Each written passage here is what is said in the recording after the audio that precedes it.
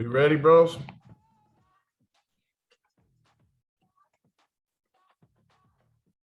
Thanks so much for joining us again for this live podcast from Broke to Millions, where we share the secrets to success for life, money, and real estate. This podcast is for the person who wants to elevate their life, money, and real estate game of real life monopoly.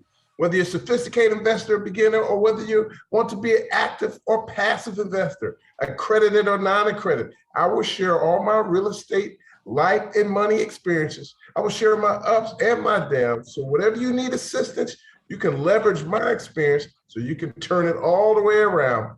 Because here at Nassau, we're the #1 real estate experts with real solutions.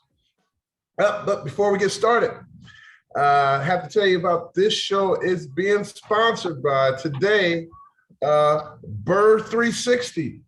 That's right, BRRRR 360. It is the conference that's coming in September in Cincinnati, man, where we're going to go all over everything, how to raise capital, PPM. You're going to meet some great people. We're going to talk about how to find deals, how to do the BRRRR method, how to do a BRRRR method on a hotel or apartment, house hacking, wholesaling. You'll learn everything at the BRRRR 360 coming in September 2022, all right? So you don't want to miss it. That's going to be here in Cincinnati. But also, before we get on, hey, I want to give it up to my man, Walt Potty Pipe on the audio and visual. What's up, brother? What's going on? What's going on? How you feeling, man? Today, man? Man, you know what, man? I am in a very good mood right now. Well, that's good, man. Yeah, man. Life is good. I'm glad you're in a good mood, man. Yeah, man. And also, all the way from the Philippines, the Asian persuasion by the way of Avondale, Slight, Chicago, my man, Wendo the Gooseman. What's up, brother? I'm all over the place, huh? Even California, man. What's going on? Yeah, California is great. He still got that California tan. Yeah, you do, man. You looking good, brother. All right, well, Mike, talking about BRRRR, today's topic is BRRRR, you know. Wow. It's a 470,000 to 4.7 million. How in the world did you guys do that? So we will talk about that. And then people can ask any questions that they have. And then the third part of the live podcast is we will have a deal or no deal. We usually reserve it for our paid mastermind members. Yeah. But today, you know, we're making an exception. We have two members of Apartment Investment Secrets. Right. They have hotel deals that they want to show you, Mike. And yeah, that will be exciting to see, you know, like how good those deals are. So guys, you will see live like how Mike analyzes deals. This is something that he does for mastermind members. In fact, tomorrow it will all be about deals. So that's what we're going to do, just underwrite deals. And then, you know, and then the last, excuse me, the last part of the show, which by the way, this show is not sponsored by Heineken. Okay. Mike's drink of choice if you want, you know, to get Mike if you want to be like Mike. If you want to be like Mike, drink Heineken. Drink Heineken. I don't know how many Heineken I drank since I met Mike. All right. So, but the last part of the show, guys, which for me is the most important part of the show, is Mike's millionaire mindset monologue, which is basically, you know, you guys can learn all of these techniques. I mean, literally every week, Mike shows you what we do, you know, and sometimes it's like we are, you know, Mike would say, man, we are showing too much, right? But you know, unfortunately, things will not happen until you have the right mindset.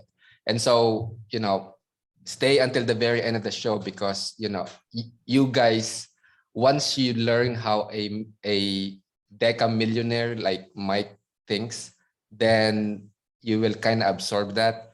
And then pretty soon you will become a deca millionaire too, because I mean, millionaire nowadays because of inflation is not much, right, Mike? Good. No, not Yeah, about yeah. So, but before we start, guys, if you like this T-shirt from Broke to Millions, which by the way is a good conversation starter. So put your if you're on Facebook, Apartment Investing Secrets, put there like where you're from, and then we will choose one lucky winner to get the T-shirt and the book as well from Broke to Oh, Millions. wow. You're All getting right. double for your trouble. Yep. So definitely put there where you're from. Well, those of you who are on Zoom, do the same thing. Again, we will choose one lucky winner. All right. But you gotta stay until the very end of the show. So with that, let's jump right in, Walt. Well, hold on. Before you jump in, man, I got to share something that blew my mind, man. Blew my mind today. So I'm in my hotel, and this young lady walks up to me. Yeah, I'm in Oklahoma at the El Reno. I'm at the Home2 Suites today, and I'll probably take a tour of that. By the way, it looks great. And a young lady who moved out here to invest because the cost to invest was cheaper. And I was like, that's great. Oh, Jerusalem, Israel. Okay. Eaton Greenwald, my brother. All right, check it in. Jerusalem. Yeah. She wanted to learn about the hotel industry. She met Davon, and she was like, I want to start at the bottom and learn everything about this. I walk into my hotel. She's here today, working. Wow. Stripping beds. And by the way, found one great way to strip beds, like there's a secret to make your sheets feel like Egyptian sheets. I don't care how cheap you paid for them. You can strip those things down and they feel like silk. You sleeping on satin. Yes. Oh my God. The sheets at my hotel, I was so mad. I was like, who the hell spending all this damn money on these sheets? So like, what's the secret there, Martha Stewart? They strip them. They actually soak them in a solution like some board cleaner and some dye, whatever you call it, cleanser, and they soak it. It strips all the dirt, all the particles, all these things out, and you have this beautiful piece of fabric. Like, I feel like that guy, what is it, Lionel on Snoopy, on Charlie Brown. Like, I want to take these sheets home with me on the airplane. Wow. They're that nice. And she was like, you can do any of your sheets like that. You just got to strip them. Man, you better take some of that cleaner home with you. Man, well, she's going to do a video on it. And I'm like, all the hotels are going to do this. Nice. Now, I got one other question. All you guys out there, you're telling me where you're from. One other thing. Some of you may, some of you don't, but if you know who Eric Thomas is, would you like to see him do a live remote at our conference? Just if Eric Thomas came on and did a live remote, he'll do it live from his studio. Would that be pretty cool? And outside of people that know Eric Thomas, right? Would you be game for that? Let me know. Yes. So just let me know. Is Eric Thomas, yes or no? And if you don't know, just say, yes, I don't know. Yes or yes. But again, he will do it live from his studio, from wherever he is, whether he's in Detroit or whatever, and we will be at the conference and he will talk to us. Nice. Is that worth it? That's all I want to know. Okay, so I just want to hear from you guys because I want to give you what you need. One of the things about doing real estate, man, you got to have that mindset. So let me know. All right, let's get started though, man. We ain't wasted enough time, but I like Eric Thomas too. I just don't want to make it happen, and it was all because I wanted it, even though I do want to do that. Like, regardless, even if you guys said no, I'd probably do it. Yeah, knowing you, Mike. Yep. But no, I really want to get the people what they want. Okay. $470,000 purchase to a $4.7 million value. This is a true Burr story. I like that. Crazy, Mike. That's 10x. That's crazy. 10x? Man. Almost. Well, we got to get into the details, man. Let's get into the details. For those who don't know me, man, I've been investing since 1999. I lost it in 2002, 2003. I recovered. During that process, my mom painted my room pink and lavender. And although I was probably 30 years old, she didn't expect me to come back home. I went from them paying my bills to I started paying their bills to then grabbing 1,500 apartment units, 40 houses. And now we have 4 hotels. And I am at my second hotel we purchased in El Reno, Oklahoma today. So all you Oklahoma University fans, I'm not too far from you, okay? So let's get joined into it. So the Burr, this is what it is. It's the BRR, but here's the outline of it. How did we find the deal? Why did we decide to buy it? You know, how did we finance it? Then renovate, rent, and refinance. That's it. And then was one other one, repeat. Oh yeah, there is the Oklahoma Sooners. Where is the Oklahoma Sooners at anyway? I'm in El Reno. Somebody tell me. I have no idea where I'm at, okay? That's how great I am. Norman, that is correct. Well, Norman, I think that's away from me. I'm close to Spring Hill. I don't know, whatever. Yeah, Oklahoma is a little far. Where's Tulsa? Tulsa's 2 hours away. Okay, as again, I'm learning El Reno. I just learned that I'm an hour and a half from Dallas, okay? So that's how well I am. Okay, so let's start breaking this down, man. Go for it. Where we at?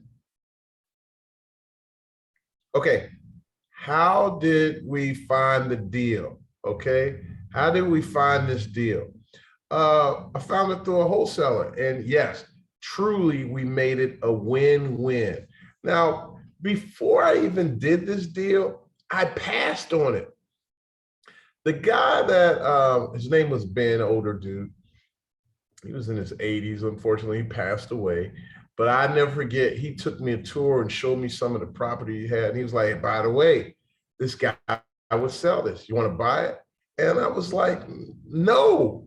Like, this was in the midst of the hood, bro. And in the hood at the time is Avondale, which Avondale is actually going through, I like to call a renaissance. They got so much development. Avondale is part of the uptown community, which we call the Peel Hill, because nothing but hospitals are there. And uptown is the second largest employee base. There's over 60, 70,000 employees just in that one migrated area. The next biggest area is the CBD, Central Business District, which is downtown Cincinnati. And so in Avondale, this was a DF property. It was high crime rate. It was blighted properties. I did not want anything to do with it.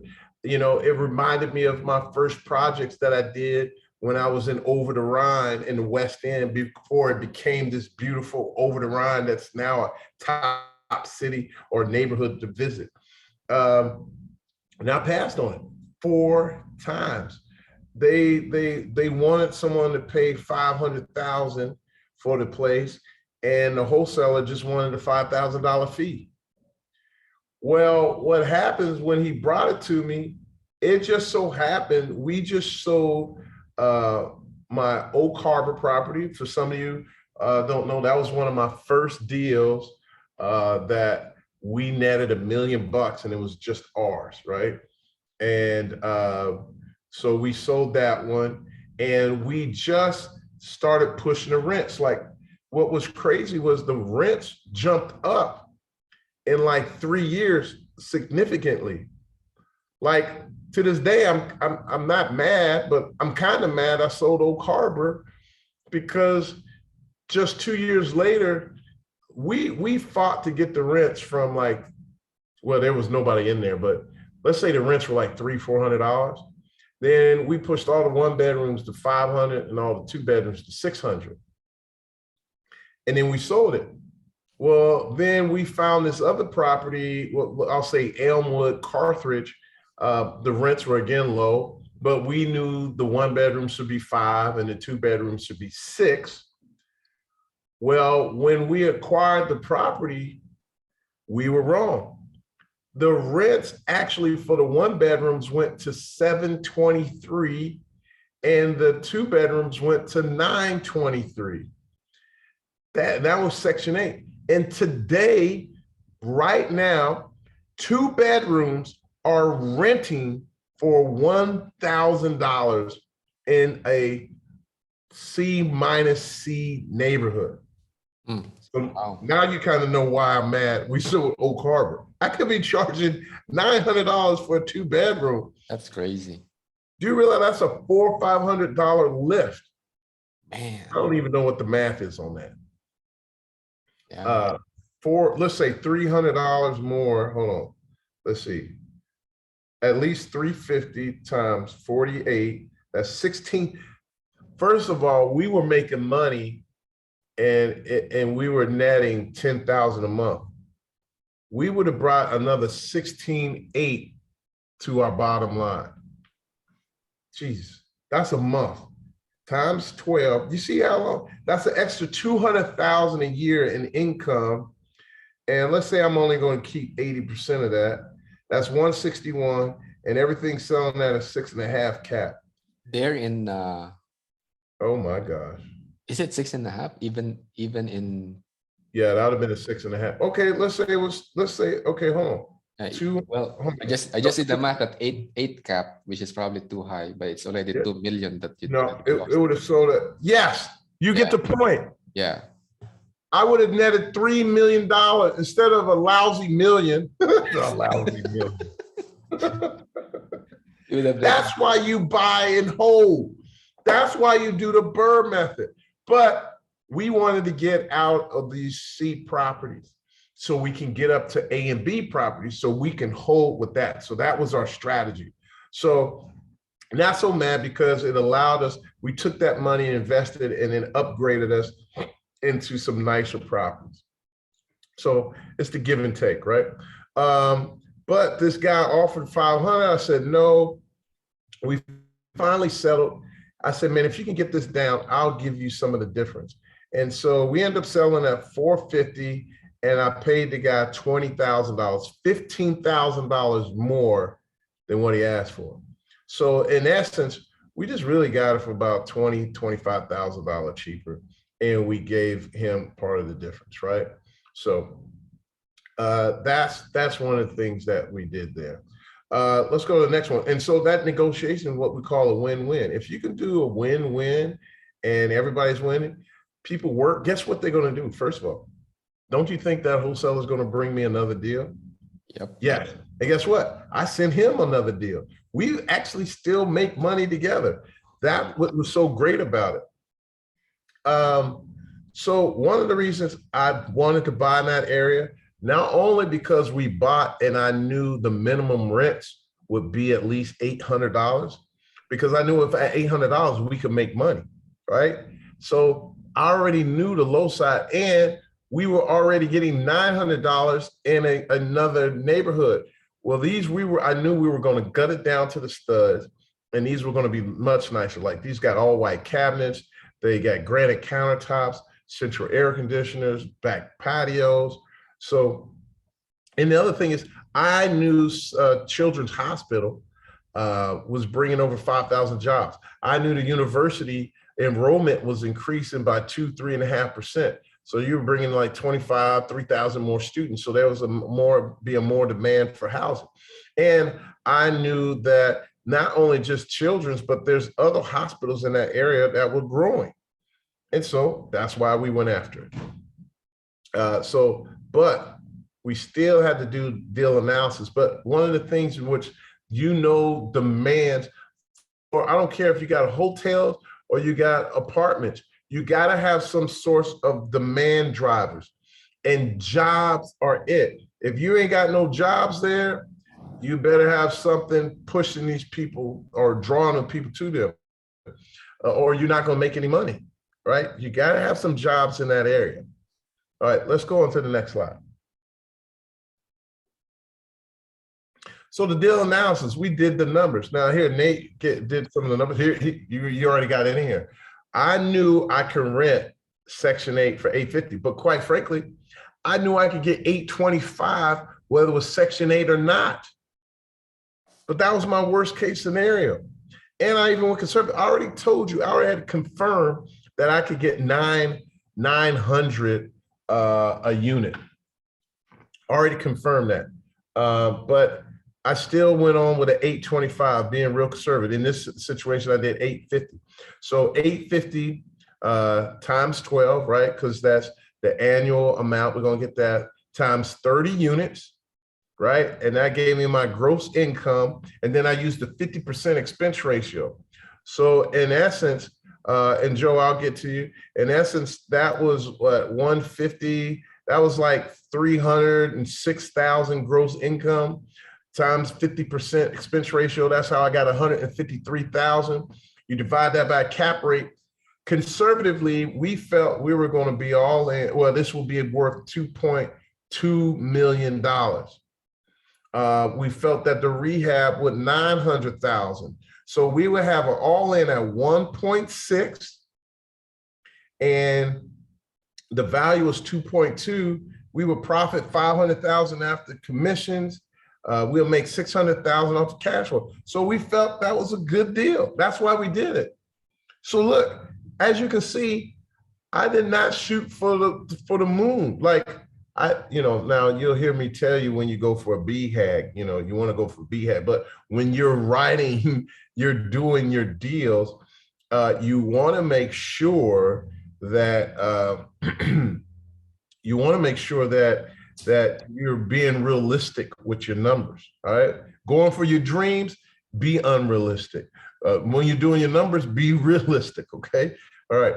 And so, in fact, with you, Mike, it's like you analyze it such that what's my worst case? If I will make money with my worst case and my investors and myself won't get hurt in the deal, then I'll do the deal, right? So whereas other syndicators, unfortunately, it's like, hey, what's my best case and what's my middle case? And they base everything on their middle case. But the problem is, if markets change, like what's going to happen probably, it's like, then now what? Their investors' money is stuck in the deal. That's just not worth it, right? So, but with you, it's like, what's my worst case? If I make money with my worst case, then I'll go for it. Yeah, that's it. As long as I can live with the worst case scenario, that's what I do. I always prepare for the downside. Look, that's why I was successful through COVID. I prepared for the downside. I looked at my worst case, and we did substantially better than what we projected. So let's go on to the next one. So after we did the analysis, we felt it was good. We went on and renovated. Look at this thing, before and after.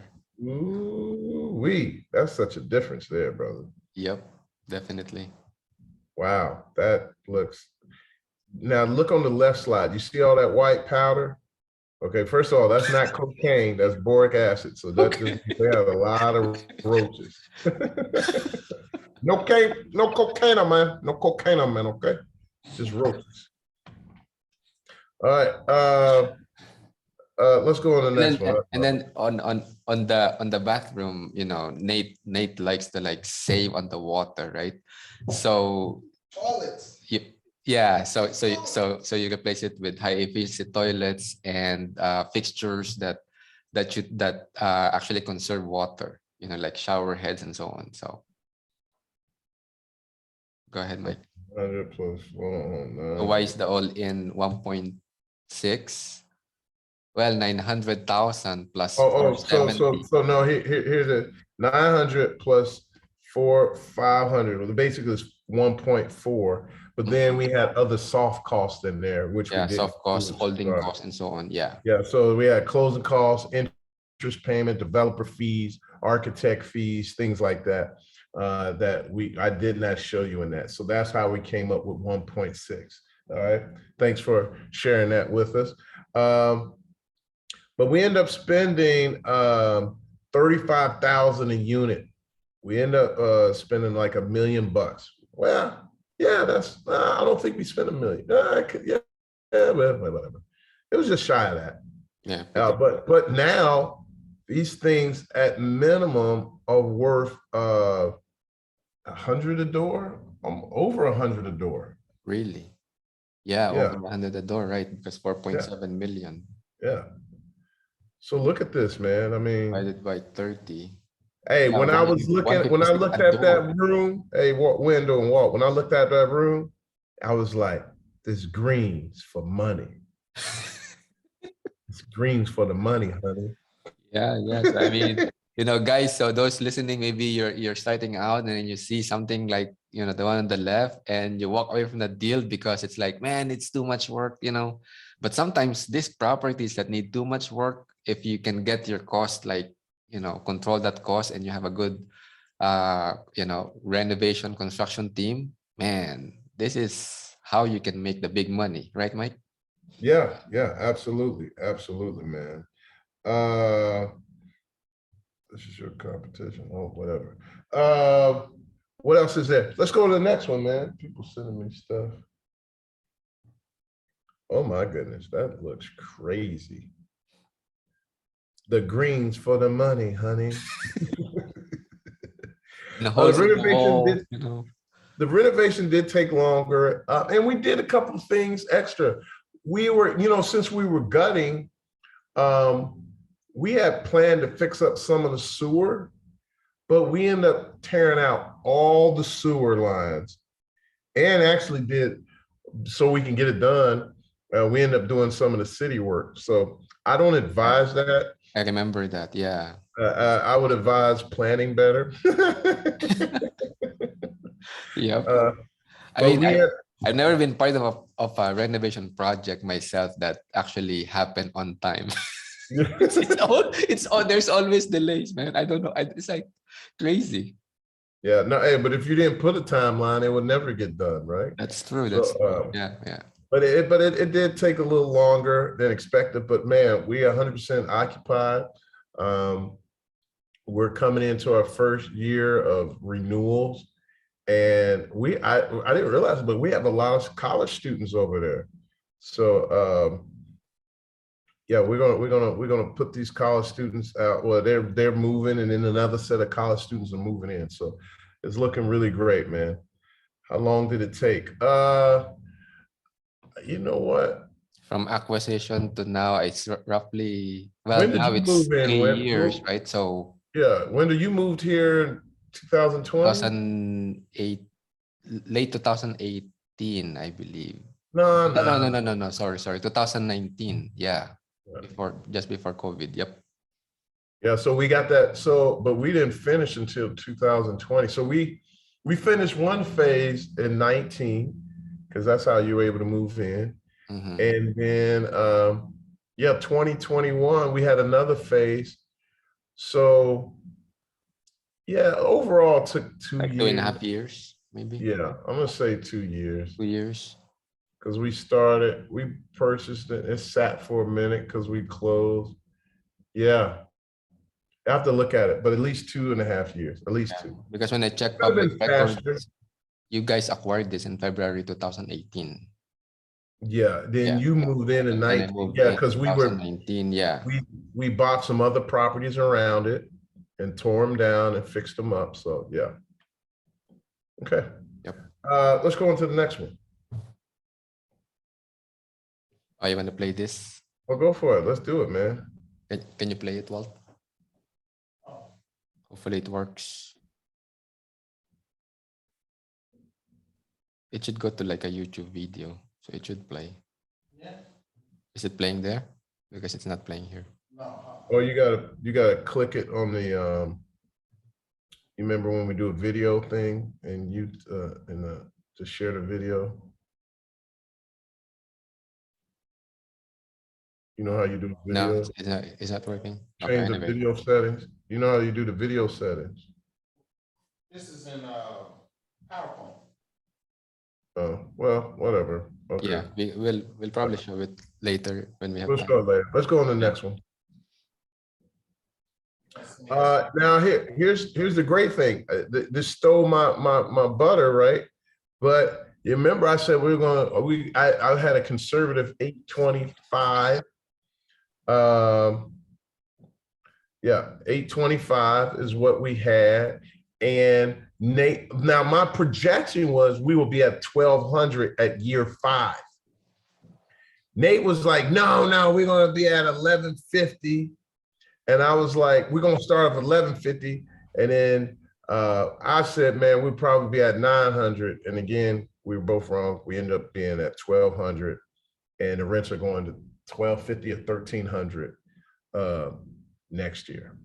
That's crazy. So what is our real value? I don't know. It just keeps increasing. This is a property I want to keep in the portfolio. Like it was done right, landscape. I mean, everything was done right.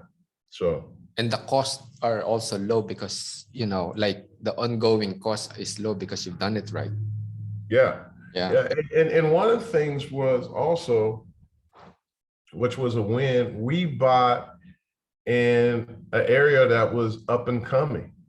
So we didn't buy, we saw the path of development coming. Right. So we took that risk, but I've been kind of doing that and understanding, like I was going to local community council meetings. I knew where the direction of development was coming, right? So, you know, ideally, if I didn't know that neighborhood, I would have never bought this. I was like, forget this, bro. Like, I'm not going there. But now when like we got like a United Nations over there, right? Yeah. Yep. So you got it. You got the video. Yeah. Maybe let's show that real quick. So okay, go ahead. If you got it going, let's go. But to answer the question that was asked, rents are found through market analysis. You know, well, it's not determined arbitrarily. It's based on market analysis. Yeah, you can go to like Rent-A-Meter, or if you have a membership to CoStar. like CoStar or something similar. CoStar actually determines the rents, the markets, and you know, sales and everything like that. You can go there, but you know, you can go to Section 8. But it was a combination of pushing the limits as well. But hey, go ahead and show the video.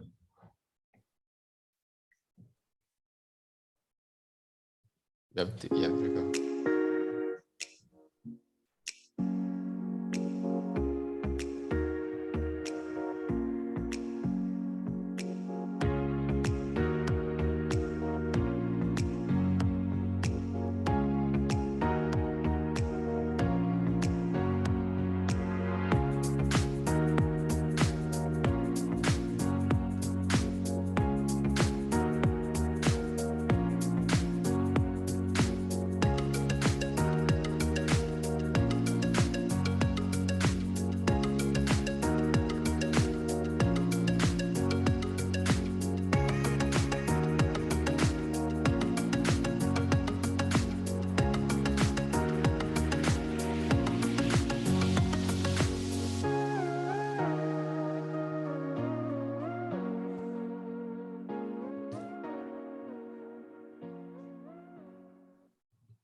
Dang!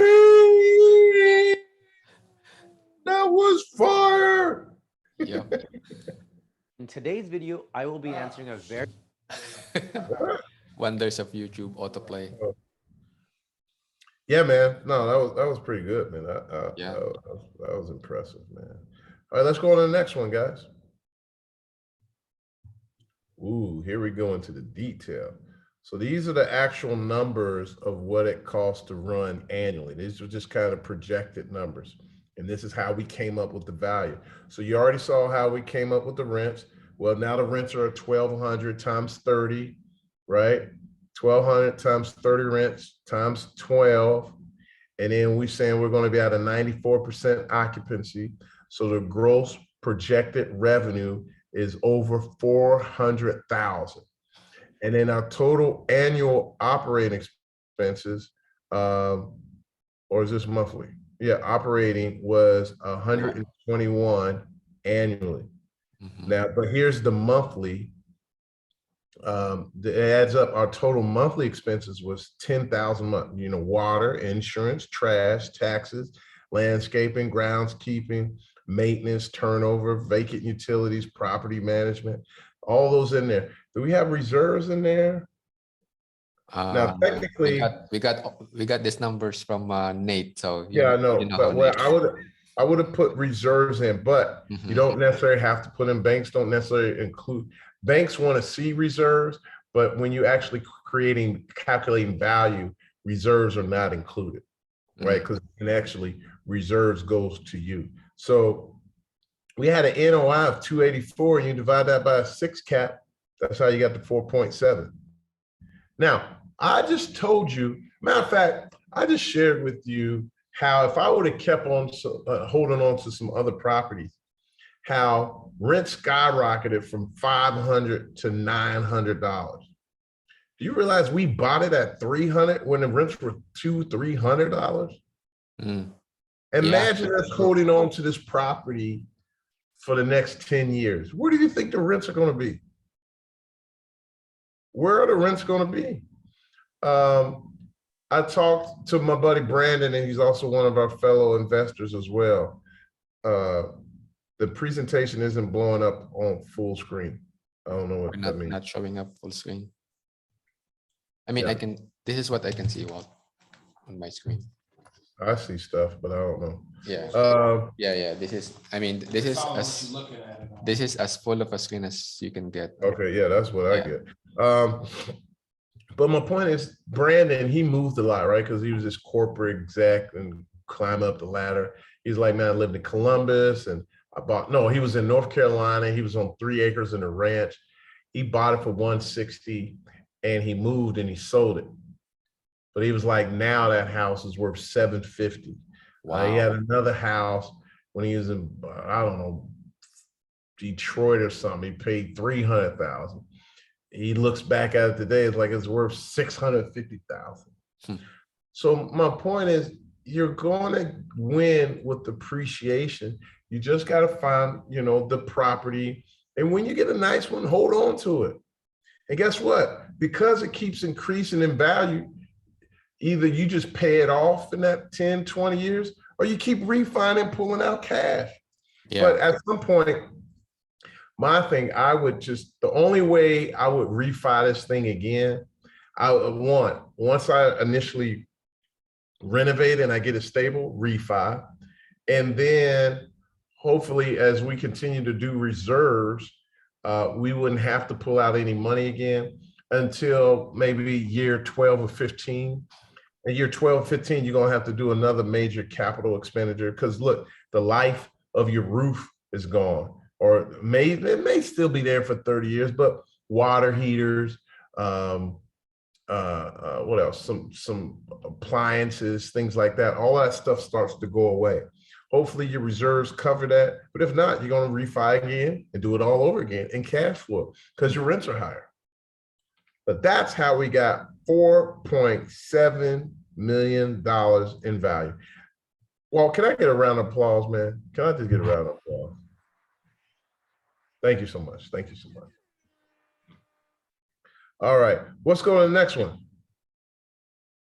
So listen here, this is what we did. This is before on the left, 30 units at 470, all in cost $2.2 million. Now it's worth $4.7 million. These 30 units, we created 2.7 million value, 2.5 million. If we refinance at 70% loan to value, we'll get 1.3 million in cash. I think I like that payday. And me and Nate split that 50-50 because we did it with we did have some investors, but we did it as debt. And then we paid it off. We literally had no money down in the deal. That's amazing, Mike. So 1.3 million refi at 70%. That's very conservative, right? Yeah, we're not even pulling the money out. Yeah, you're not pulling like 80%. Some investors would pull out 80%. Nothing's wrong with that, but obviously the lower your debt, the better the cash flow. And if market changes, right, then at least you have that 30% buffer. And then this money, 1.3 million, for those of you who don't realize this, but this is tax-free, right? because this is not a this is a loan, right? Not profit, so it's tax free. Well, technically it's tax deferred. You have to pay it back, through depreciation recapture down the line. But if you can do a 1031 exchange, or when Mike and Nate pass away, then the taxes is such that there's no taxes due. So right, so you just defer it, 1031 exchange it until you die, and real estate can give you tax-free profits like this, which is crazy. Yeah, no, man. So 15 grand. I'm sorry, but that's something. You see where my brain is. 1.3 million. We're only taking 70%, keeping a lower value. Like a lot of deals we do, we create so much value, we only take 50% loan to value, or 60% of some of these deals. Yeah, I saw that. Because we knew the cash flow was going to continue to increase the rent roll. So that's why we pushed the rents a little bit. And guess what? We still got room when we sell it. So we're going to eat all the way through this deal, brother. Eat all the way through. Yep. All right. Let's go to the next one. So what did we learn from this deal? Number one, be selective and be patient and wait for your deal. Look, I'm actually going through that now. And it's all perspective, and I'm not saying this to brag, but like I'm in a good place, and I'm getting larger hotel and apartment deals and developments, right? But I know I can go to California and flip something now. Deals where I would do in the Midwest and Cincinnati, I could flip and make, 100, 200. I can go out here, California or Florida, and make $1 million or $2 million. Nice. But, you got to be patient and just wait, because what happens if you keep going after so many deals? Now, when you first start, you got to, right? But once you get to a certain spot, if you keep taking on all these deals, when you have a deal or project that really requires your attention, guess what? You're not going to be able to focus, because you're all over the place doing all these dang deals. And yeah, you're making money. But look, I want you to live a great lifestyle. I want you to have the money, but I want you to have your life. I want you to have your time. I want you to have your money and your family. I want you to have it all. You deserve it all. So don't overwork yourself. And so look, I passed on this deal 4 times. Because if I would have bought it earlier when it was kind of not in a growing stage, I would have been dealing with this DF property until it became a B. You just got to wait for the right time. And so we were able to do that, and we won. And because we were vertically integrated, meaning we do our own construction, our own property management, our own renovations, right? We created huge savings. And this is why this deal was even profitable. But even if you did not, you would have won at this deal, because even if you didn't do your own construction, you probably would have spent $50,000 a door.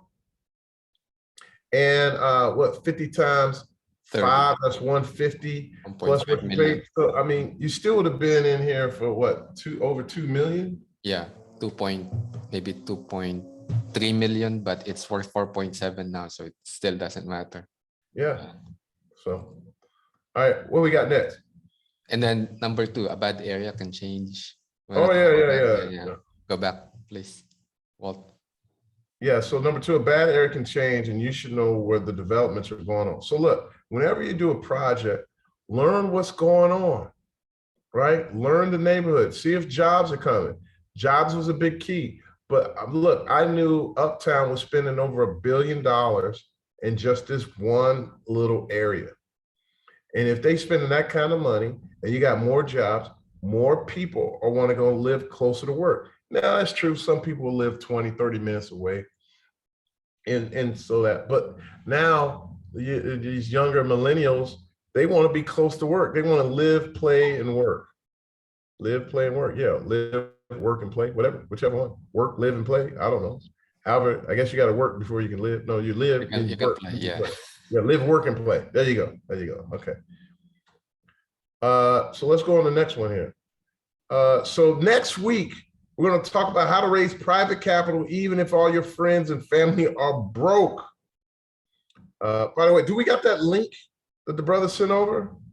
Oh, you know what? Yes, you want to show the hotel? Yeah. Where is that on this next slide? Where we at? Or are you No, going to pull it up? I mean, I didn't know that you want to show. I'm sorry. Yeah. Want to show that link here, but yeah, I mean, we can show it later. Yeah. So if you can pull it in, that'd be great. So how to raise private capital, even if your friends and family broke. But look, even if you want to invest in our deals and you're accredited, Win, why don't you just share the link and we'll also share that screen later. Do you have access to it now? Yeah, I do. So let me share my screen, Walt. Yeah, go ahead. All right. Yeah, guys, we're working with our team that's going to kind of head up raising capital. We have plenty of people, but they're already kind of set up. Scale My Portfolio. Phase 1 is sold out. We have our Sarasota project. And I guess we just got to get you a link here, but it's Scale My Portfolio Nassau Investments. So if you put that in the chat for them or click that, share that in the chat. But another great project. We're in phase 2. As we already said, we closed on this. The value of Sarasota has jumped so great. Like, I'm just so excited. Like, when we first did this project, it was like Oak Harbor. It was like this the bird I just shared with you. I felt that we were going to build at $250 a square foot, $300 a square foot, and then sell at $550 a square foot. Well, in this short period of time, the value went from $550 a square foot to $800 a square foot to now even $900. To now even some are selling at $1,000 to $1,200 a square foot for these condos. Yeah, actually saw several condos, Mike, that they're selling anywhere from like $900 to $1,200 per square foot. Yeah. And can you believe that all happened? So many people leaving New York, so many people leaving California and all these different places, Jersey, to come to Florida. So if you want a great opportunity, get a great return, sign up to get more information about the Sarasota project.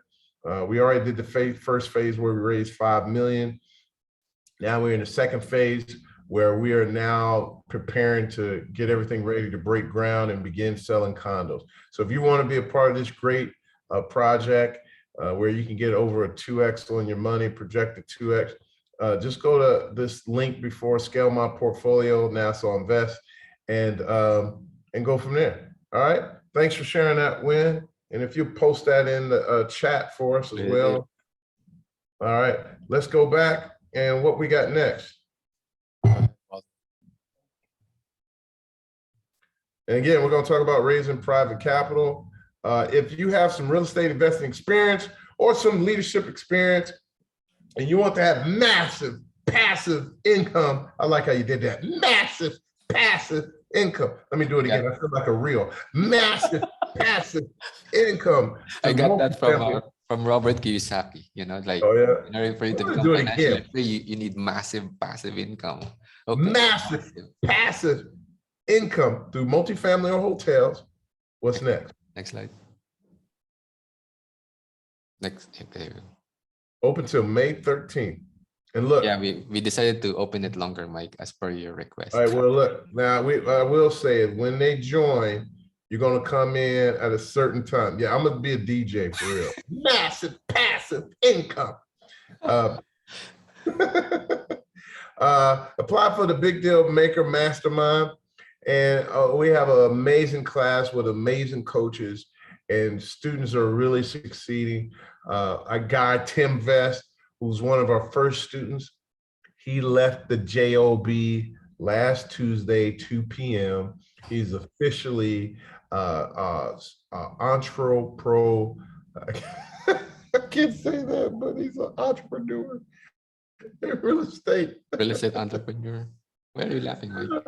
I was about to say Pro Negro. But you said it anyway. Oh, God. Okay, NASA invest.com /waitlist. And actually, Mike, there are more like just the highlights of the mastermind that you can see the success stories. So Oh, I mean, next slide. you're gonna share it on the next slide? Yeah. So in the mastermind deal, by the numbers, the group has acquired over 2,300 units, invested in over 231 keys,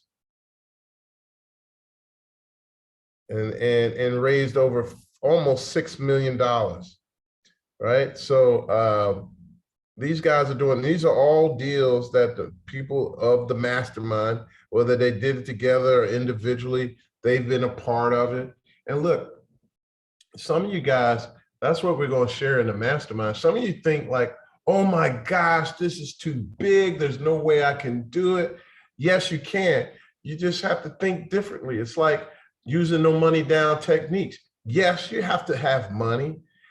Yes, you may need some investors. Yes, you may need to be able to get a loan, but it doesn't have to be you. To get into large deals, you don't have to do everything. Quite frankly, there's no way I could own a hotel and do everything. There's no way I can own 4 hotels, do everything. I got great general managers. I got great district of sales. I got great operators, right? And look, you're not going to agree on everything.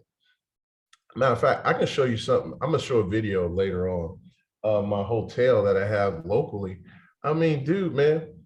And listen, just because you got big deals don't mean you're not going to have any issues and everybody's going to resolve them. You're still going to have to resolve some of your day-to-day issues. But the thing is, you're not involved every single day. Quite frankly, out of my hotels, now I'm involved, but if I didn't want to, I would never have to check in my hotel. I do because I care and I manage people's money and I check on it. Well, I'm talking about it daily, but I don't interact with my staff probably once a week, once every 2 weeks. And look, man, like, well, here's one issue. So like I said, you still deal with issues. I came to visit. I set them up, purchased a sign for my exterior because it got blown away in a windstorm. And literally when you drive in on a big pole, Home2 Suites. And I found them a great bid because I didn't agree with the bid they found. Found a bid, they set it up. The people agreed on the price. That was like November, December. It's now April. I'm here. I still ain't got no damn sign. I'm like, what the hell is going on? And it was like, well, somebody didn't have the video invoice and this or that. So my point is, I got a $12 million building with no damn Home2 sign. I don't know what the hell this is, okay? But so there are always problems, right? Yeah, it's always a problem. Whether you have a big deal I don't know if that makes my Home2 bootleg or I just makes it that I don't have a sign. I don't know. You tell me. Tell me. But you like the money with big deals more than the small deal. Yes. Definitely. Yes, my friend. Yep. And depreciation. Buying hotels has afforded me a life of minimum taxes. Yeah. Yeah. Somebody's like, what? Yeah. With depreciation, I didn't have to pay taxes. Right? Yeah, make 7 figures while paying 0 in taxes. Yeah, that's another story. We'll get into that later. Let's go to the next one. We don't tell them all the business. Don't tell them all the business. Who's that? Oh, that's Malika and her crew right there. Malika, oh my gosh, this is Malika that calls herself the introvert, and some of you that join the mastermind, she's raised money. She went to a conference and put an investment team together and started buying properties. I mean, I think she wasn't even in our group for more than 4 months, and now she owns over 130 apartment units. Actually, now I think like almost 200 now. Like crazy. See, that's what I don't like. Who gave you that picture of me? I just got it from Facebook, Malika. Hey, he wrong. Hey, you should send me a better picture. With Win, you got to check in with him, man. It's my fault. You saw a picture they had of me. My man Tim, I just shared with you how he left his corporate. Oh, Dia is just killing it. She's her and her friend Michael. There are just some mad people in a good way. They take an Airbnb to literally motel status. So I seriously doubt that she won't be in a real hotel, branded hotels shortly, but she's probably going to kill on so much cash flow.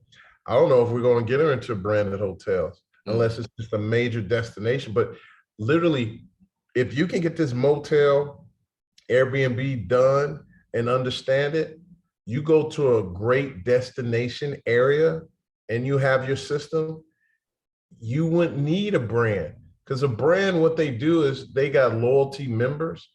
But if you create this experience and you're in the right location, there's plenty of hotels that are not branded and do extremely well. Like, think about different lakes that some of you that go to lakes for vacations or whatever, they're not branded hotels, but they stay occupied. That's true. Right? You're keeping, so when you do that, you're keeping 10 to 15% of your revenue plus the additional fees that they charge. So on a 4 million gross revenue, I'm paying out what, 400, is that right? No, that's not right. 400,000, 40,000 times.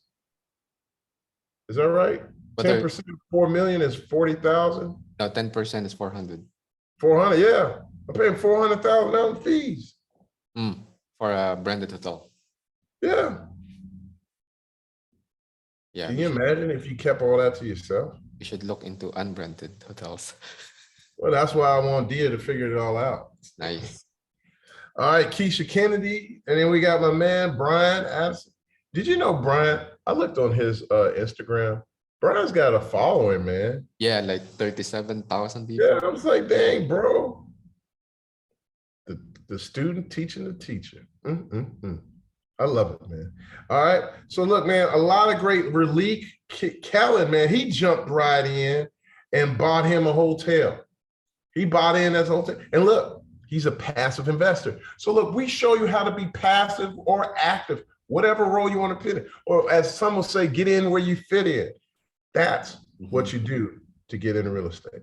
Yeah, Keisha started. Let's go on to the next one. Yeah, Keisha started as a passive investor, and then became a GP, active investor later on. So yeah. Yeah, so go to nassarinvest.com/waitlist, sign up. We have until May 13th, and look, we got something special for you. So just sign up now and get on that wait list. All right. What we got next? All right, Q&A. Yeah, just keep the slide here so that when people, maybe they're typing in the link. Yeah, so we're open now for questions, guys. So let me look in the Q&A. We got anonymous attendee. How do you know which areas are going to change? What do you look at to research? So the question is, how do you know which area is going to change, and what do you look at to research? Well, for me, I focused on a neighborhood, on certain neighborhoods, and I was in the city, and I wanted to learn more. And I learned, in order to find that, I noticed that a lot of developers, they would buy this land, and next thing you know, it's a big park or something like that. And I was like, how they do that? And they said, man, I just went to the local council meetings. And so that's what I did. I went to the local council meetings to find out what was happening, what was going on in that area. And because of that, I knew the highway was coming, right?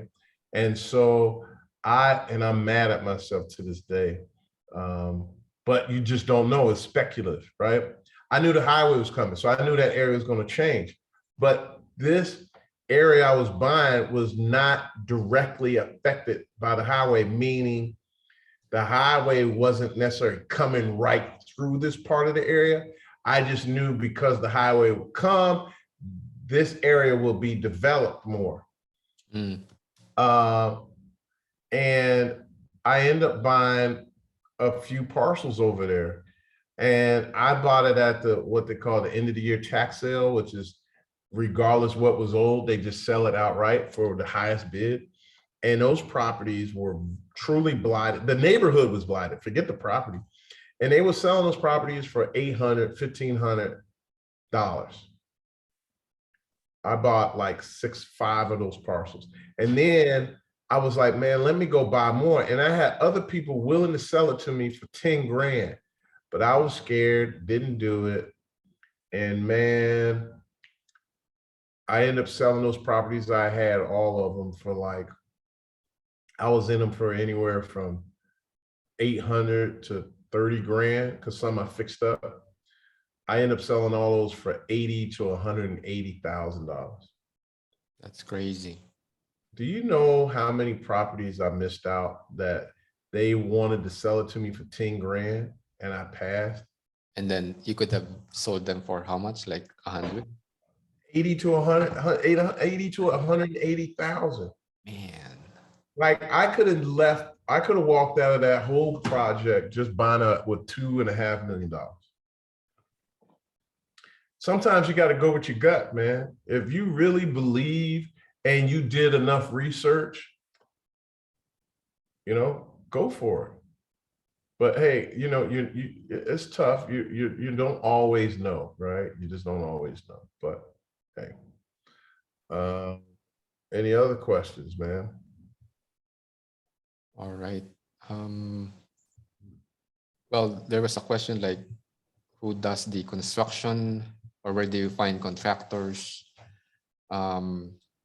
Mike already kind of answered that by saying that they're vertically integrated. But if Mike, if you're starting out, how do you find good contractors to work with?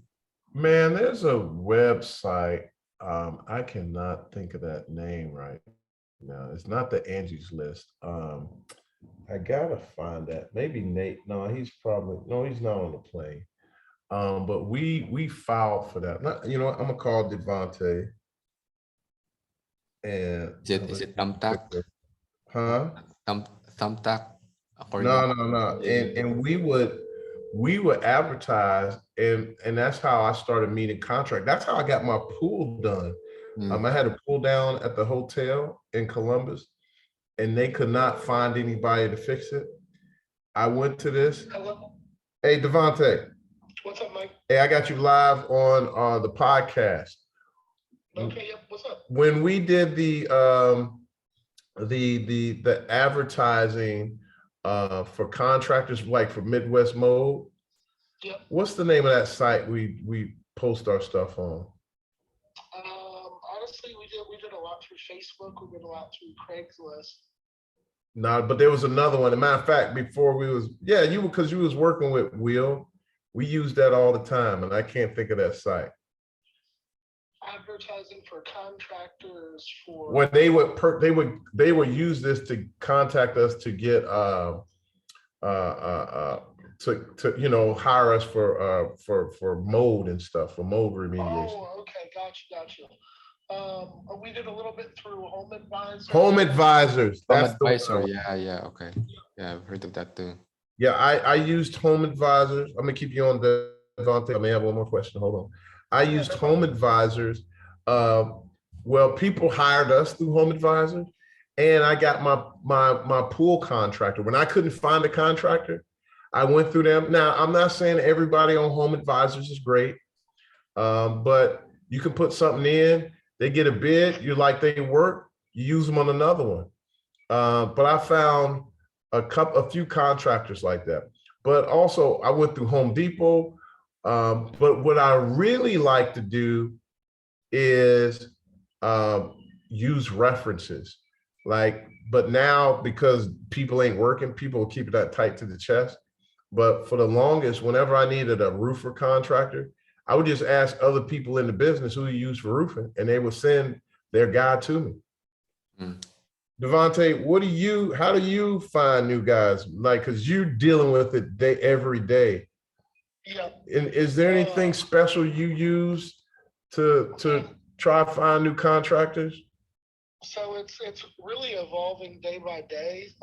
But I mean, like you said a second ago, you know, when you're out in the field every day, you're at Home Depot, you're at places like that. I mean, you see people that are there early in the morning.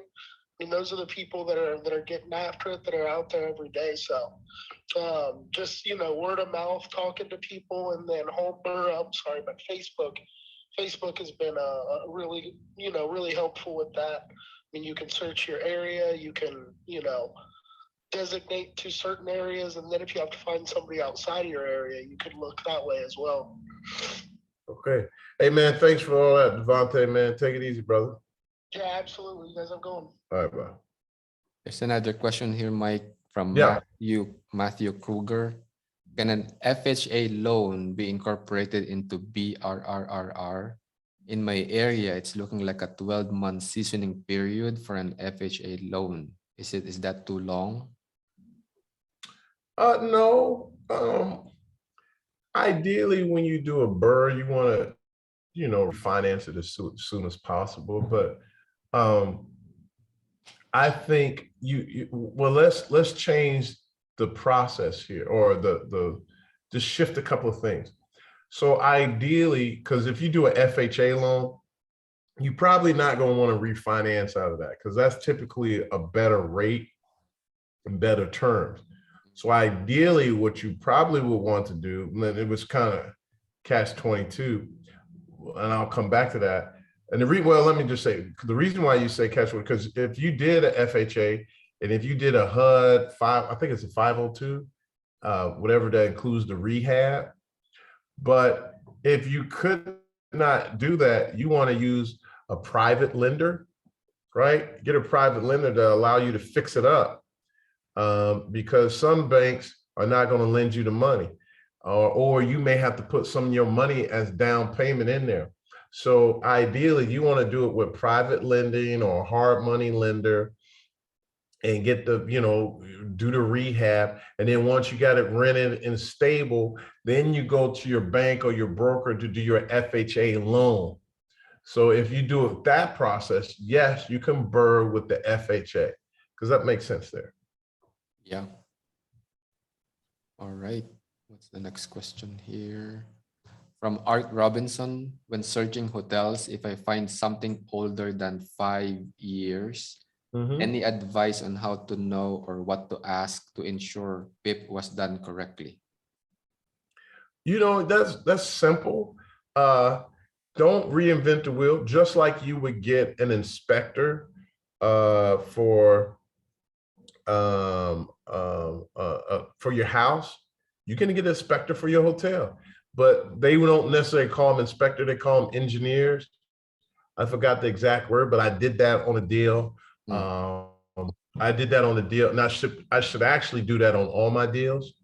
But you know, I got them such at a discount, I didn't do it. But I did a deal when I was going to buy in Kansas City, actually Independence, Missouri, and they discovered some things were wrong with the elevator. So because of that, I was able. Now I didn't move through with that deal, something I was going to buy, but because of COVID, that held that off. But you know, yeah, you can get one of these engineer inspectors that will go through and inspect the property, and they could tell you. Not only that, when you you really want to know what the PIP is, you can request the PIP or the items that should go into a PIP from the broker. Should have that information, or you actually can call Hilton and get that requested. Yeah, the hotel franchisor, it should be it should be part of their record for the hotel. Yeah, so you got your construction guy, you get you an inspector, all those people you can use to help you out to get that done. Cool. All right. And, well, let's take the screen off. Let's go to unshare that screen. Oh, we got more in the QA. Is other questions in the QA that? Oh, those are the questions in the QA. Okay. Yeah. So, and we do have like deal or no deal with the two guests. So let's do that first, and then let's answer. Okay. All right, Go let's on. answer Todd's Sheets question here. Hopefully I said that right. I'm in Cincinnati, new to real estate investing. What areas of the city are most interesting to you? Also, when and where is the Burr Conference? The Burr Conference is here in Cincinnati. It should be September 13th through the 15th. We're going to finalize that. We already got the date on hold. We're going to put some money down on that this week, probably Friday. Actually, we're just doing one more inspection, make sure everything's clear. So that answers that. What areas of Cincinnati most interesting? I mean, I always like Clifton, Oakley, Hyde Park, but I'm open, man. I mean, Wyoming is great. Like, I bought a apartment package portfolio, and I was in Wyoming, Finneytown, College Hill, North College Hill, so some great areas. I don't have an area that just I'm really committed to. It's just really about the deal. I mean, if I found something in College Hill that was great, I would do the deal. You know, it didn't necessarily have to be in this one area. I mean, if I found a deal in Hyde Park or Oakley, you know, we probably wouldn't be talking. I would have went on and grabbed it. So, you know, I don't think you have to go, well, and the crazy thing, yeah, there's some DNF neighborhoods in Cincinnati, but all of that's changing. I mean, even in Carthage. So, you know, I wish I could tell you, but like you can't go wrong in Over the Rhine, Hyde Park, Oatley, Westchester is doing well. Loveland, a lot of people are going out there, but that's just far from me. I'm more of a city guy, so you know, I'm kind of biased. But yeah, let's jump into deal or no deal, huh? There's somebody with their hand up. Okay, and then I got to get in this deal or no deal because we only got like 15 minutes. Yeah, I think we should do the deal or no deal right now, Cool. because we will run out of time. And one of them joined, James and Haley. Is that you? Oh, okay. Yeah, I promoted her to the as panelist. So with that, who wants to go first? Let's have Brad go first. You know, real quick, share with us, you know, the details of this hotel that you're looking at. Hello. I'm looking at a 56-room hotel for 1.5 million.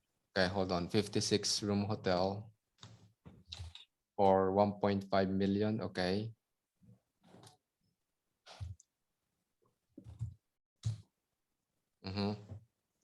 What's the ADR and occupancy?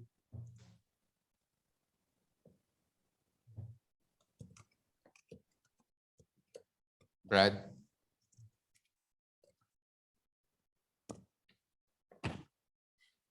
We lost them.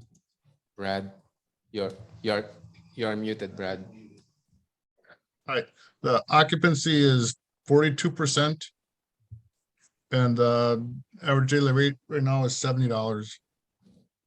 How much you purchased? You purchased for, okay, you purchased for Asking 1.5. 1.5. All right. And is this a motel or It's is a it? hotel, yes. It's a motel, so probably what, Mike, like 12 cap for a motel? Probably. Okay. So quick one. So if he's at 40% ADR, is that he could do 2 million a year gross hotel revenue? Oh, No, that's Wanna the value, 2 million. no. Okay, 1A column row 3. I could do revenue. Don't go back. Okay. Oh, you're still putting in numbers? Yeah, because I'm thinking like, you know, for a motel, the percent NOI is what, probably 30%. Yeah. Okay. There's a low end economy. Yep. We'll go to the tier 1, tier 2 city, but yeah, it's only worth 1.5 million, Brad. Yeah. So here the thing is, yeah, all those numbers are low, but I think realistically, he probably would run that at 180. I think all in it'll cost them about 300 or 400. What's the debt on that a year? Where's the debt payment? This one. Is that monthly? That's a year. 77,000? Yeah, so that's like 6,000 a month. What's his profit? Oh, he's got great cash flow. Yeah, cash flow is good. Cash flow Okay, hold on. stabilized. So he's netting. Let me, So gross, no, the loan amount, no, this is not right. So the loan amount should be 1.5. What kind of loan can we get there, Mike? Like 65%? you get 70%. Okay, 70%. Oh, this was correct. Yeah, you got 75. I mean, that's realistic. Yeah, this one is more. Okay, at 70%, which means 30% down payment, 5% interest, 20-year amortization. That's the debt service. Yeah, cash flow is good, but I mean, he is already buying it for what it's worth, right, Mike? Yeah, I mean, what would it be if it's that sold at a 10 cap? 1.8. Yeah, so I mean, two things need to happen here. Well, one, I wouldn't do unless this is in a destination area and you feel like you could renovate it to bring it up to par. That would be the only reason I do that. But you got to get occupancy up. Yeah. You got to get ADR. If you can't get those up, it's not worth it. So if you can change the occupancy to 60, and let's say you're getting 100, 95 a night. Yeah, now it's worth a lot, like double the value. Yeah. Yeah. So if you feel you can get occupancy and get this ADR, you got your deal. And this is a 10 cap. Now change that to a 12 cap. I mean, it's still a great deal. I mean, you got an equity multiplier of 4.92. Now that assumes that this doesn't need any PIP or renovation. Do you know? Well, I'm Brad, sure did it needs I'm renovation? sure it needs renovation, but something this small, you're only gonna put probably 10 a door. Okay. Is the cap rate higher on a hotel than other commercial properties? Yes, it is. But it's changing now with this inflation. So just to give you an example, so a Marriott is more of the prestige brand. And so those are selling for 8.5 cap rates.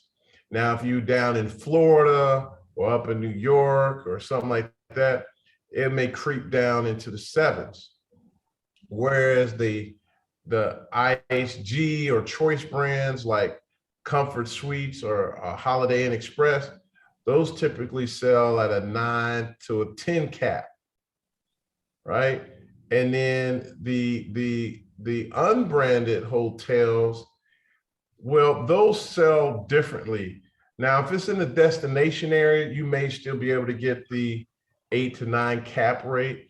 But if it is not in the destination area and it's one of these kind of mom and pop operations, how they look at it is not so much cap rate, but cash flow.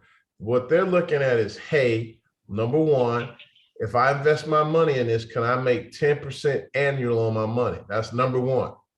Then the second thing is, can I take a salary position for me and my family, whoever's working, and they making at least combined $100,000 and $150,000, right? And if they can do those two things, they'll buy that deal. Now that's not specific, but that's just kind of general on how a mom and pop acquires a hotel, because they're looking for more cash flow, and that kind of builds their stumping grounds for that. But again, for this deal, the only way this makes it a deal is if you can push the occupancy. Now, I understand at 42%, but I don't see what would it be at 55%?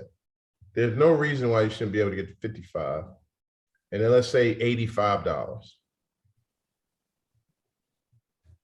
And Brad, not to disclose too much information on this, but what part of the country is this? Like which city and state? Michigan. Michigan? Okay. I mean, is it close to anything like touristy spots? It's in the Upper Peninsula. Yeah, so Yeah. the big thing is you really got to get this thing up to like 95 and 60%.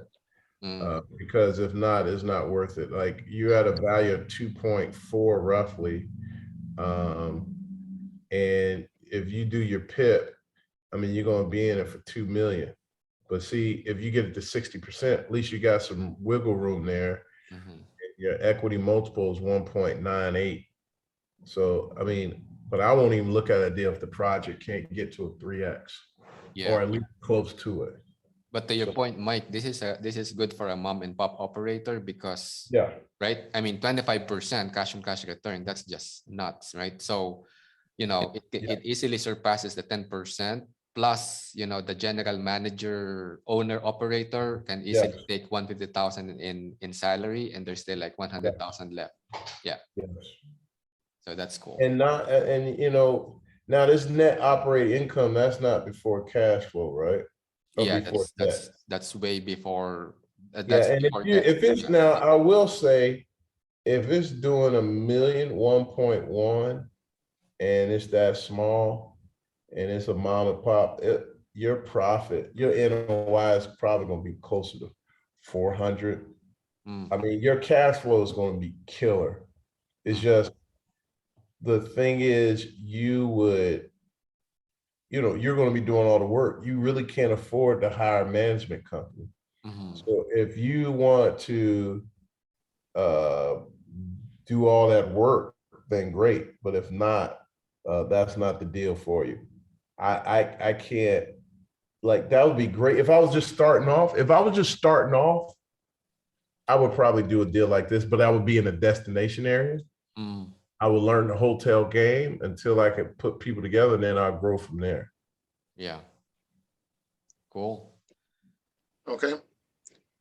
All right, Yeah. Brad. Now somebody, Jose, or I'm sorry, I'm messing up, but Jose was like, well, during the summer, I would agree, you will be at 100%, but in Michigan, it shuts down unless you right on the lake and that lake's freezing. But even that, your majority of the Michigan locations, they begin to shut down from like September, October to March. No, to May. I think really y'all don't pick up till May. Wow, that's a long winter. Yeah, Yeah. because March is still too cold to go to the lake. Mm, yeah. So Mhm. Yeah, so So that- 60% could be still reasonable, right, Mike? Average for the year. I mean, it ain't a crazy deal. For me, I would pass, Mhm. but still, it's not hitting the metrics of the standard deal. Like I would pass for someone else as well. Like even if you were a mom and pop, but if he gave you a deal and they're like, I give you this deal with no money down, and you go in and you manage it, take over, Yeah, that's like where a you joint become venture. creative. Yeah. Mhm.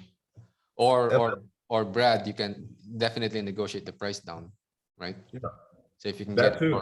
if you can get it for 1.2 million, then now you're talking about 2.56. That kind of makes sense. You know what I'm Yeah, saying? yeah. Then now you can raise money from private investors. Well, and not only that, what if you got 80% loan to value? What change the down payment to 20%? And by the way, Mike, the renovation here it's assumed that the renovation is outside the loan. So you only get the loan for the purchase price, but not Oh the no, renovation. man. Well, put it inside the loan. Okay. Make it 1.7. 1.8, make it 1.8. That's inclusive of the renovations and the loan. Okay, but we need to remove Yeah, take that out. that out. Okay. And then go back to 30% loan. 30% down payment. Yeah. Yeah, it's a 3x. That makes sense. Yep. if the ADR is 90 and occupancy is 60% for the year, then this a 3x deal now. We'll go to change the ADR back to $80 and occupancy 55.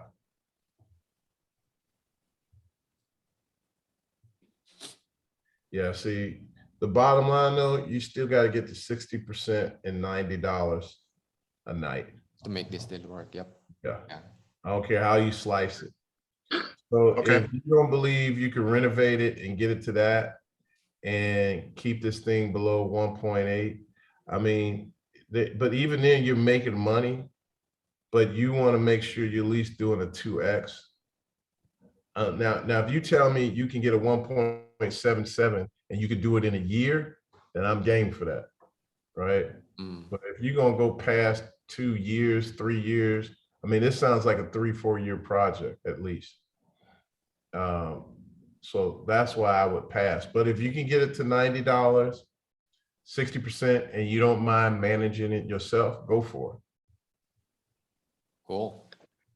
Okay, All right. thank you. That's helpful. Okay. All right. Anybody else? Haley. Haley, are you there? Okay. James and Haley. There you go. Hi. Hey, Haley, we got James. Oh my in God. here. I feel so unprepared. This would be like our first deal. We just got into wholesaling like 2 weeks ago. I feel very unprepared compared to Brad. No, don't worry. We got a spreadsheet for that. Oh, okay, great. Maybe. I don't know. I have like paperwork in front of me, what we write down and for what we have right here. Yeah. Okay. Let's start with the number of keys or number of rooms. What 22. you got? It's an apartment or hotel? So this is, it's like a hotel with, it's got cabins and suites. It could be converted to like condos. Okay, way we'll it's do set it. up. We'll do it as a For now. yeah, we'll do it as a hotel for now. Yeah. All right. So we got 22 keys. What's the Mhm. occupancy?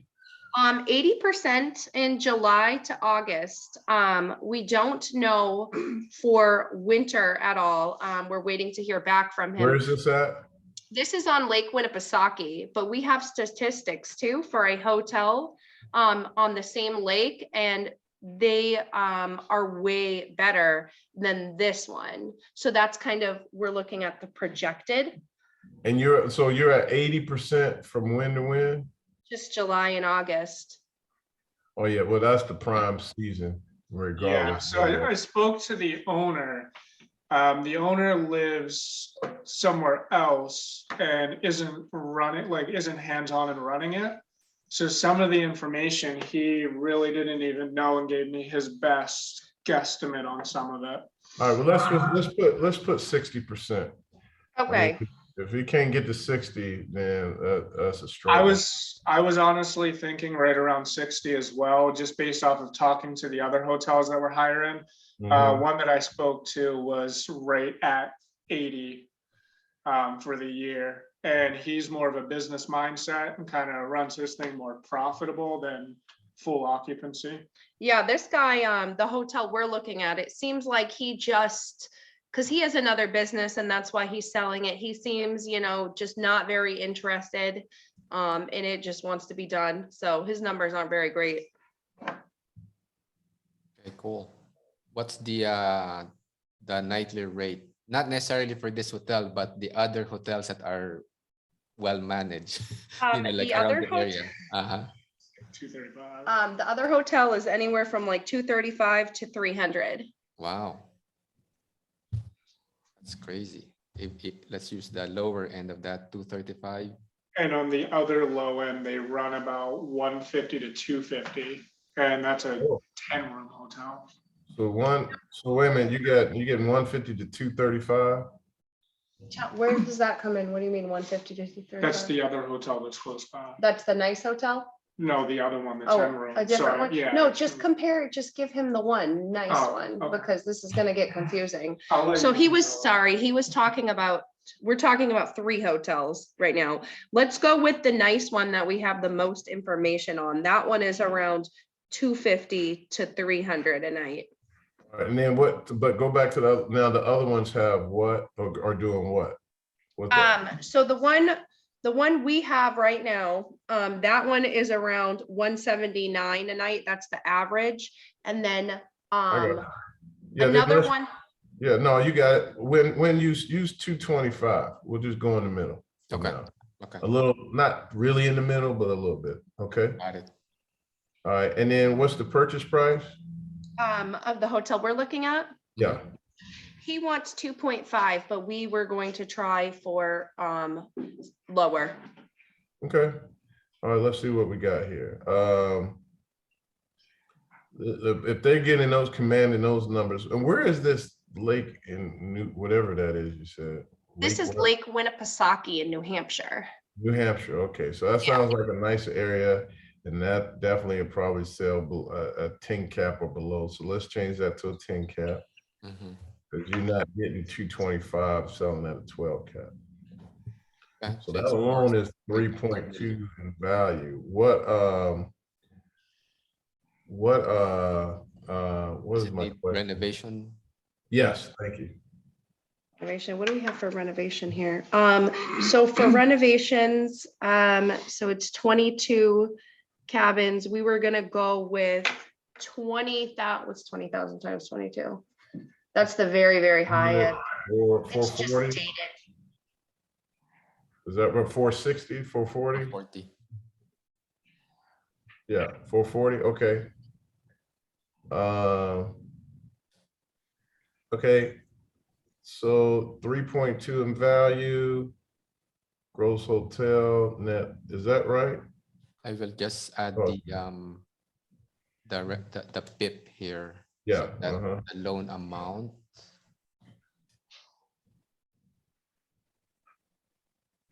will be included in the I mean the PIP will be included in the loan amount.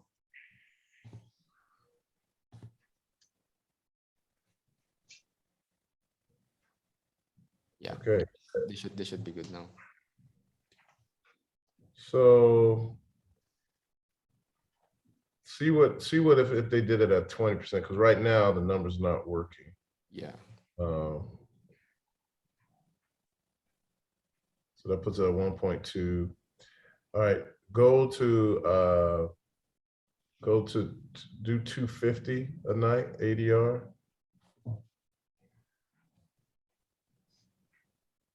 Yeah, it's a lot. It's better. Yeah, this is tight. The nicer hotel did have, the nicer one did have for occupancy, I don't know what percentage you would do for that, but they said May to October, book solid, and they are open in the winter and generally booked pretty full on weekends in the winter. Yeah, that's what I'm saying. I think Yeah. you like you probably end up being 60, 65%. Okay, That's what I'll calculate to. Go to 65 though.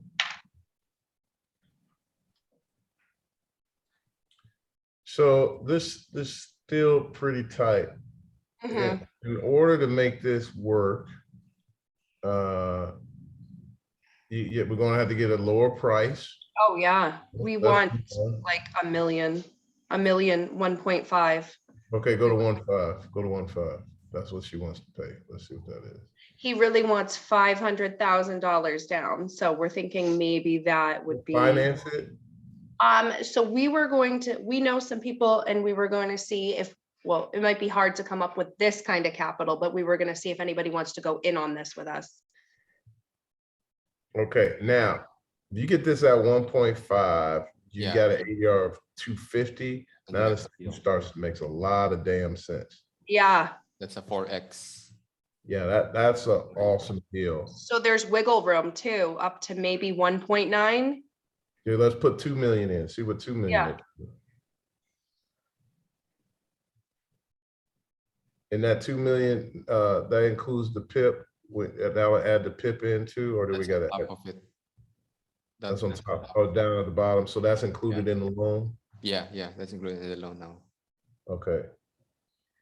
Yeah, that still looks good. Now do a 60% occupancy.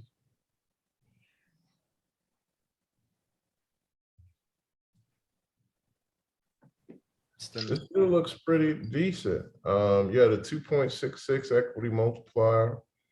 The key is, can you get that ADR up there? And what you really have to do is figure out what the cap rate is. Because you're in New Jersey or New Hampshire, you said New Hampshire? Yes. Well, New Hampshire is a place to be. Yeah, I actually grew up on Lake Winnipesaukee. Very, very, very busy in the summer. Yeah, you Yeah. probably would sell at an 8.5 cap or better. really? I think so. Wow. Um, Let's assume nine cap. okay, yeah, let's go there. And now you're talking like kind Uh, of deals that, you know. Those that are the numbers I can deal with. And that 22 units is not too big. Yeah. So you can still kind of manage that as an Airbnb, or you're still gonna have it a hotel, but you're gonna have set costs.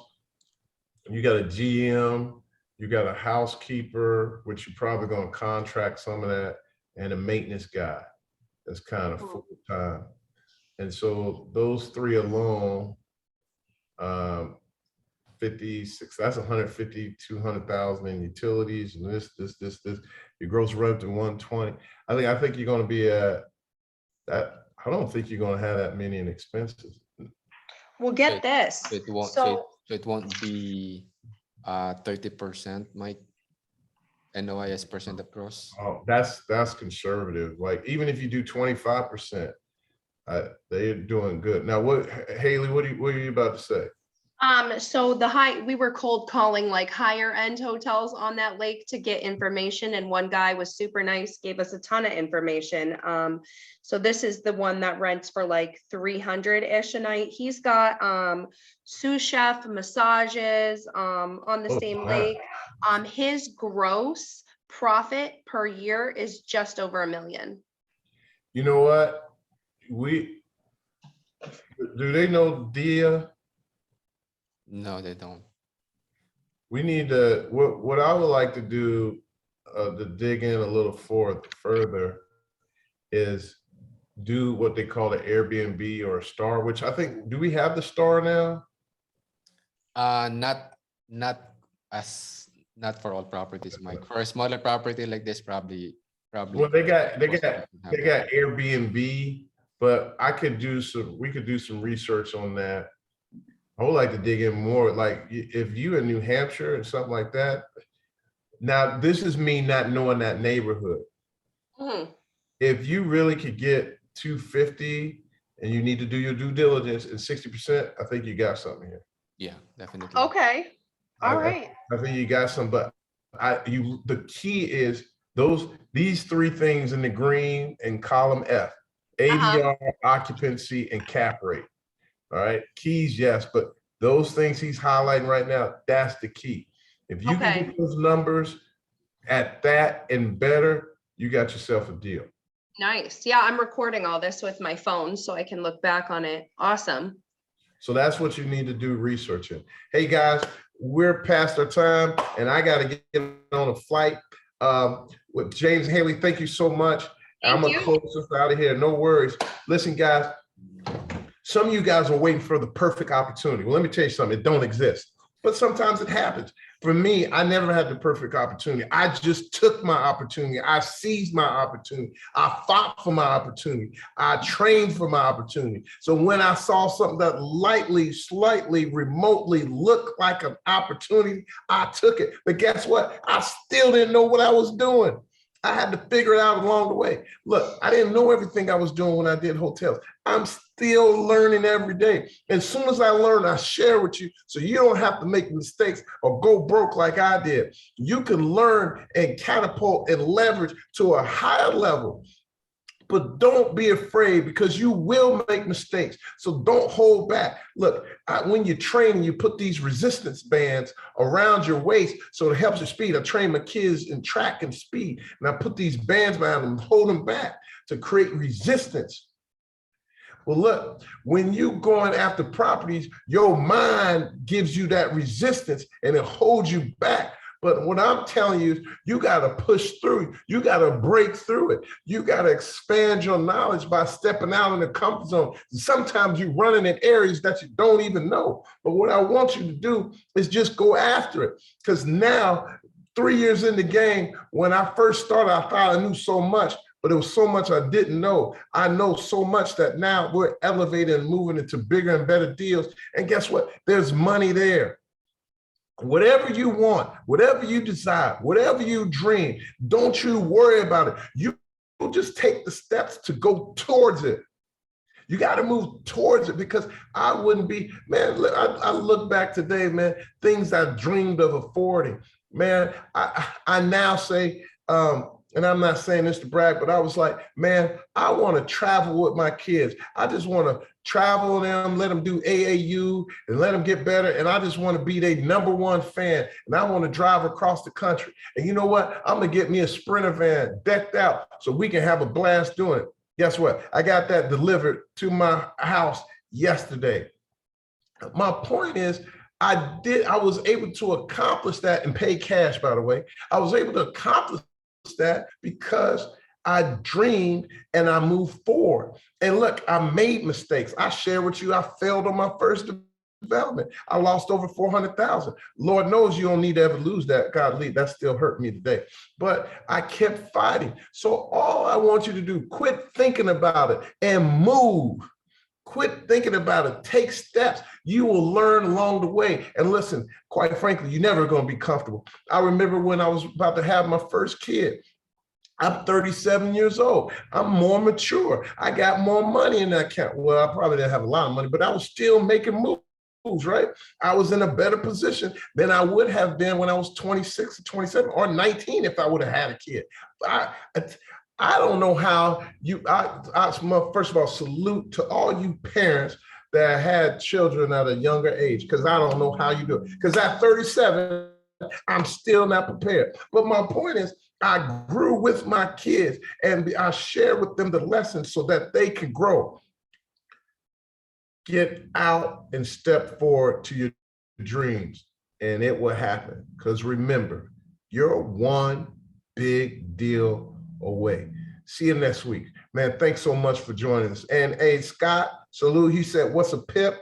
A PIP is property enhancement program. Basically, in layman's terms, it's a renovation. Hey guys, I gotta get out of here. I gotta get back home to Cincinnati, Ohio and see my babies, man. So I'll see you next week. And if I don't see you soon, man, God bless you. God keep you. And remember, you're one big deal away. Hey, Win, shout out to everybody, man. I gotta go.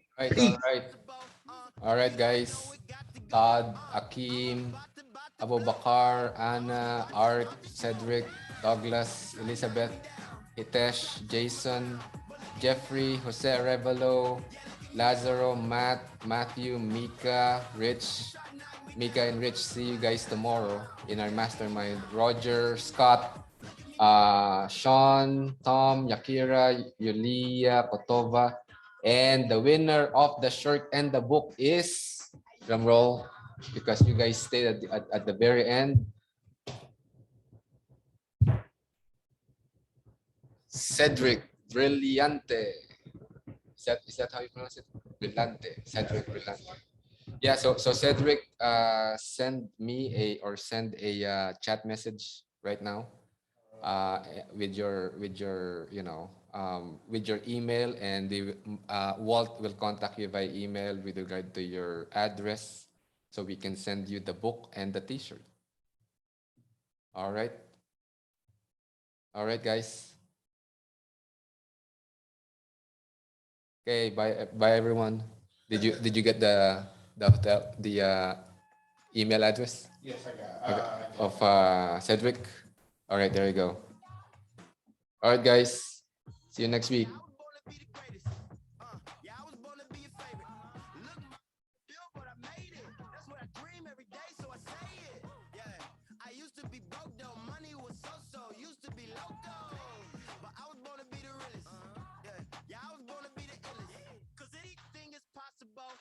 If you don't know it, got to go. I'm about to blow.